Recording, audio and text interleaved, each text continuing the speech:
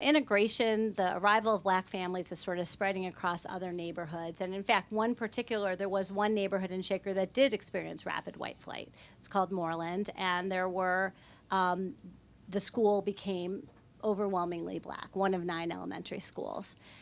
And that was just sort of the way it was until the arrival of a superintendent named Jack Lawson, who was a very forward-looking person. And he saw this. Now, this, of course, he arrives in the mid-'60s, so Brown versus Board of Education is a decade old. Now, not that people are necessarily adhering to that order, but it is on the books, and it's part of our national conversation. And he sees what's happening at Moreland and says, well, we really need to do something.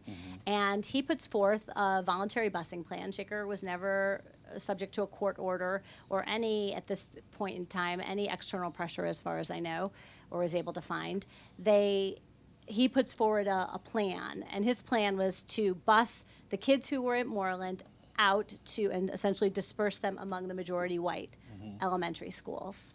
So this was a very forward-looking plan, although one of the themes of this book is that there really are not sort of heroes and villains. These are just, like, for the most part, good people with good intentions, trying to do the right thing, with blind spots as well, making mistakes even as they're making progress. And in this case, the families in Moreland actually did not want a one-way busing plan, not surprisingly. Sort of the idea, well, we're going to just close your neighborhood school, even though, of course, the white schools were just as segregated as theirs was, if not more so. And they wanted it to go both ways, which Lawson pretty much ignored.